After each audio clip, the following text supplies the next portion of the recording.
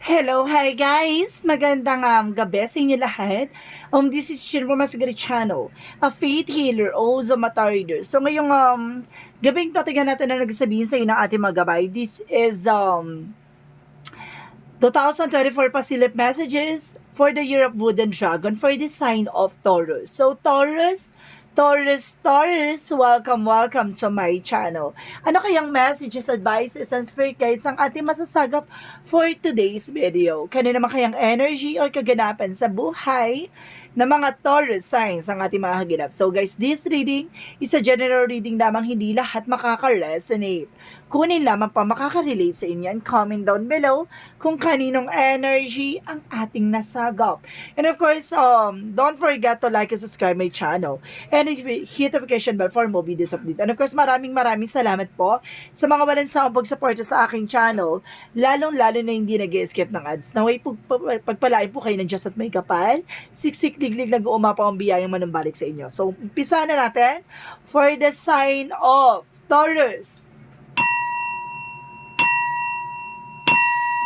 Angel Spirit Messages, bigyan mo ka ng pasabog-bulabog na mensahe para sa mga kapatid nating Taurus for the Facilip 2024 messages for Year of the Wooden Dragon for the sign of Taurus. Angel Spirit Messages.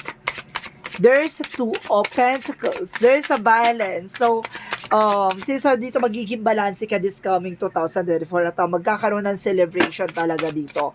There's a full of celebration because there's an ace of swords. There's a breakthrough. So, this is the moment na magtatagumpay ka na. No? At magtatagumpay na kung ano man yung mga bagay na gusto mong gawin. No?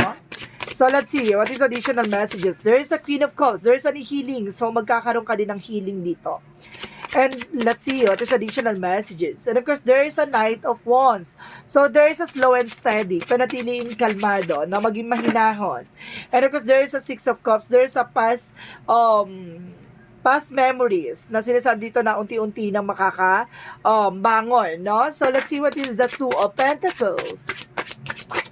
Let's see what is the Two of Pentacles. There's a Tower moment. There's a sudden changes na magdadala sa iyo ng pagbabago, no? A distraction, disaster, or something na may magandang dahilan at magiging maganda ang magiging bunga niyan. And of course, there's a Nine of Wands. So, sinasabi dito, there's a resilience, no? Kumaga, unti-unti mo matutupad yung mga pangarap mo, maging tahimik ka lang. No, hindi mo kailangan maging kumaga, ipangalandakan sa kanila kung ano man ang eksena na yan. So, sinasabi dito, there's a final push, step by step and leap of faith, no? Perseverance. Kailangan mo magtiyaga kung ano man yung mga bagay na gusto mo matupad, unti-untiin mo yan. And because there is a temperance, kumbaga, ang breakthrough na to is a perfect timing for you at swak na swak sa'yo ngayon 2024 na magkakaroon ka ng healing and of course, a perfect timing. So, let's see what is the Queen of Cups. So, there is a Queen of Pentacles. So, pagdating sa finances, kailangan maging practical ka, no?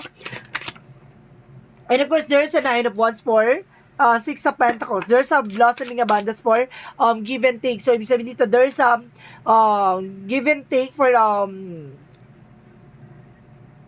for something na magdadala sa ng balance, no? Kumbaga, tuloy-tuloy to, no? Hindi man, kumbaga, mabilisan, pero kumbaga, ang tuloy-tuloy na to, kumbaga, slow and steady. Diba? So, let's see what is the Six of Pentacles. So, there is a Ten of Pentacles. So, there is an information na magkakaroon ka ng long-term success and long-term investments, no? Kumbaga, magiging, kumbaga, masagana ang finances. Or some of you, baka there's inheritance na may pamamanahan or mayroong kang minana, no? So, there is a Two of Pentacles. There is a Tower moment by the Devil, by reverse. So, it means, itong negative energy na to, na pinilit kang sirain, no? Pero hindi nagtagumpay. So, let's see what is the Three of Cups and the Knight of Wands. So, there is information by the Four of Pentacles.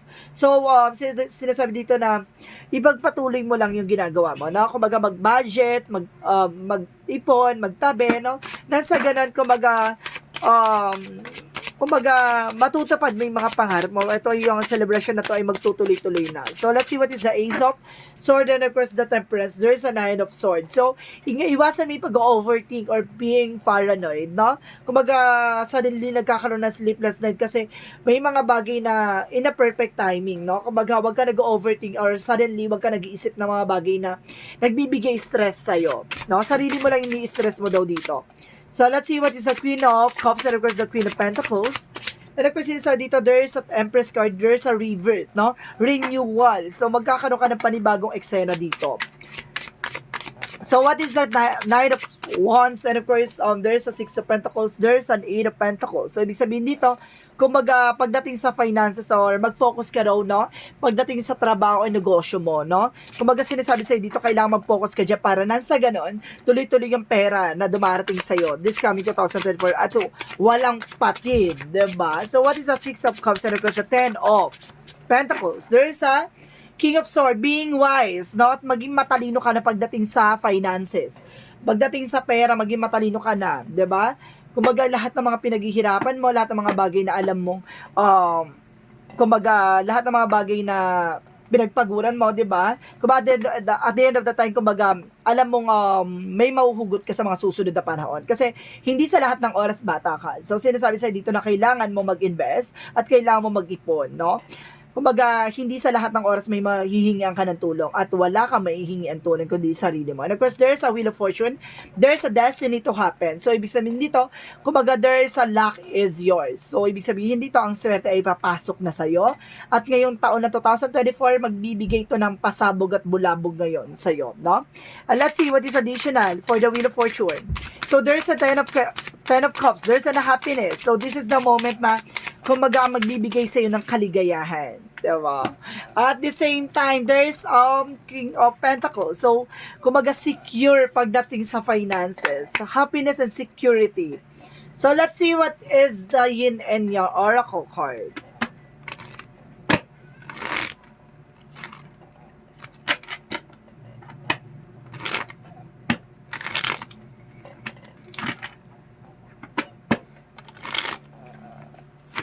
My goodness.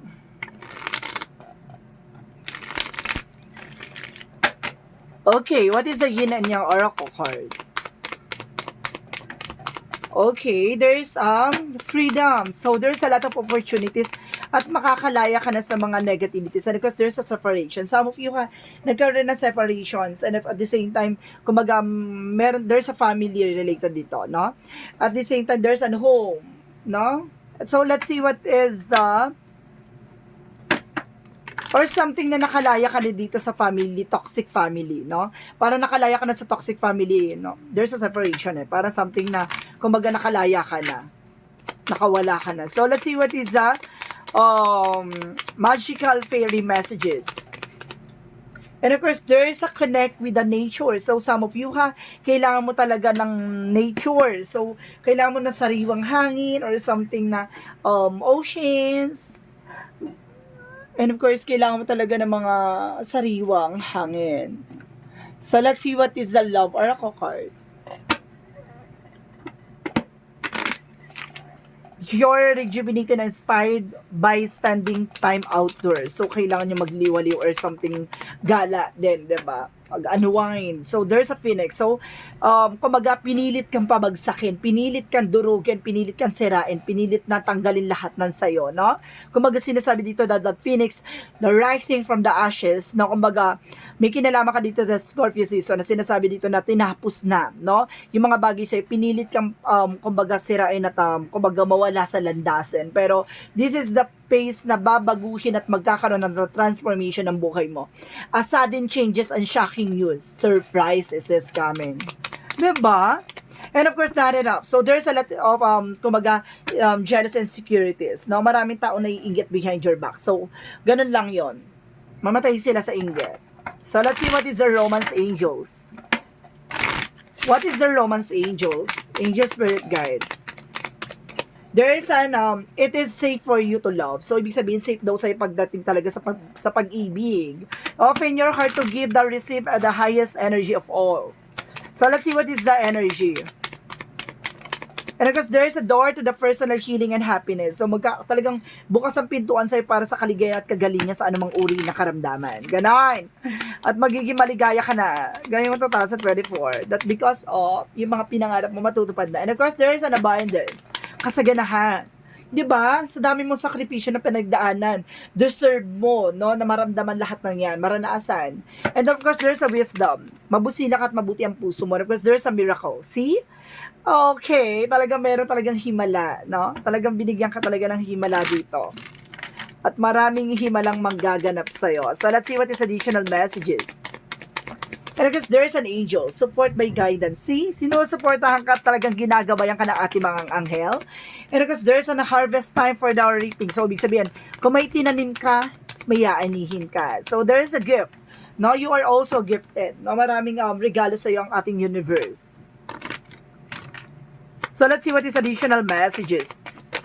And of course, sinasabi din dito sa iyo, guys, there's a talk to your angels. Kausapin mo yung mga gabay mo. And of course, there's a healing energy. O energy healing. So, some of you, kailangan mo talaga ng gamutin or kailangan mong magamot. No? Or something na meron kang abilities for healing. No?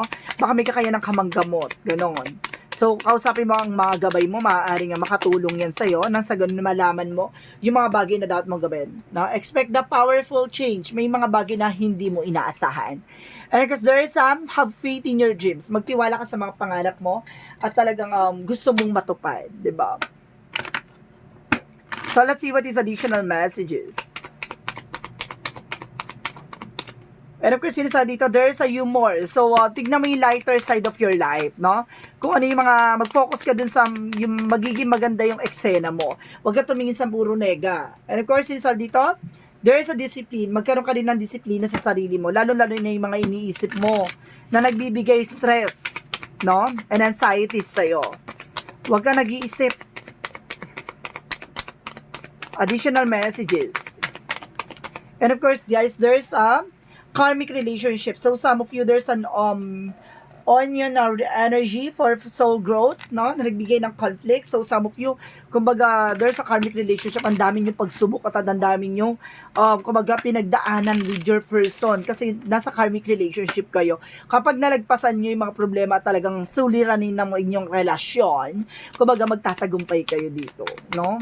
Yan ang parang yan ang ano ng karmic relationship. And of course, there's a exercise is the key. So some of you kailangan talaga mag-exercise. So let's see what is Archangel Michael messages.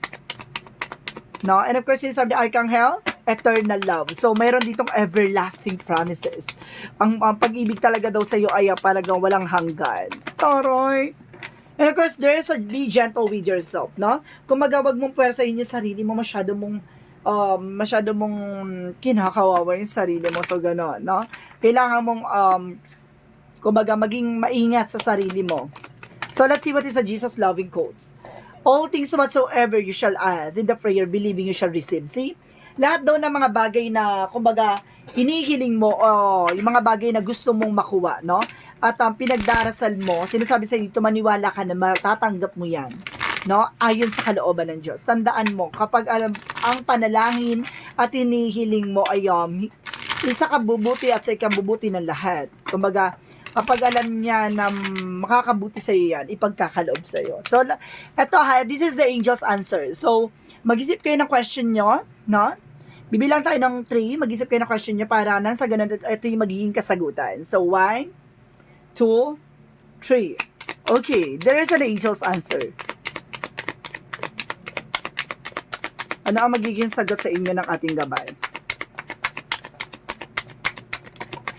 Okay.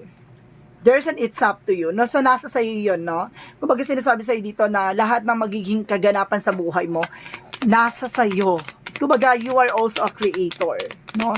Ikaw ang mag-create niyan sa mga bagay na. And of course, there's a big happy changes. Sinasabi sa'yo dito na may malaking magbabagong magaganap na kumbaga magdadala sa'yo ng kaligayahan. So, kumapit ka. So, let's see what is the angel's answer.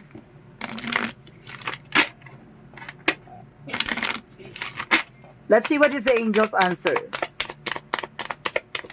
Okay, there's a 2. I am diplomatic. So, sinasabi dito, you have a great talent for finding solution. Your intuitive and unbiased nature allow you to see all sides of any situation and advise others towards the most fair and beneficial outcome. So, ibig sabihin dito, patas ka, no? Kumbaga, patas ka sa lahat ng eksena. Kumbaga, hindi mo tinitignan, kumbaga, ano yung sitwasyon, kung ano man yung mga bagay. Kumbaga, like, kumbaga, hindi ka, pagdating sa isang desisyon, kumbaga hindi ka nagbe-base dahil ka mag-anak mo or something na kumbaga kakilala mo, kumbaga bumabase ka dahil yun ang totoo, no? At yun ang tama, ganon. Kumbaga meron kang ganong katangian, no? Kumbaga bahala na masagasaan kung sino man. Basta sinasabi sa'yo dito, kumbaga sino man ang tama, yun ang pinapanigan mo. So there is an messages of life. So sinasabi dito, stand tall and strong. So, tumayo ka at tumindig ka. No? At lakasan mo ang, kumbaga, ang confident mo na maging matapang at maging malakas sa lahat ng panahon at sa lahat ng oras. So, sinasabi dito, today I choose to remain a positive. I face all of my challenges with strength and courage. I will not be denied and turn away. I do not allow myself to be carried away by negative thoughts. I stand tall and strong and live each moment in joy and peace. Leaving my future God hands, believe in life because life believe in me. No, since sabi dito talaga nagtitiwala ka sa ating Panginoon, sa ating mga gabay na lahat ng mga bagay na alam mong ay pagkakalob sa iyo, no? Kaya kailangan mo lang lumaban at kailangan mo lang maging matapang sa hamon ng buhay, lalo na sa mga bagay na kumbaga down na down ka na, kaya mo pa rin dapat lumaban at magsakripisyo sa ngalan ng tagumpay. So this is 2024 Pasilip messages for the Year of the Wooden Dragon for the sign of Taurus. This reading is a general reading lamang, hindi lahat makaka-resonate. Kunin lamang po makaka-relate sa inyo and comment down below kung kaninong energy ang ating nasagap. And of course, don't forget to like and subscribe my channel. And hit notification bell for more videos update. And of course, maraming salamat po sa mga walang sawang pagsuporta sa aking channel, lalong-lalo na hindi nag-skip ng ads. Naway pagpalain po kayo ng Diyos at may kapal siksik digdig nag-uumapa ang biyayang manubalik sa inyo. So guys, maraming salamat po and see you in the next video. Bye-bye and babush!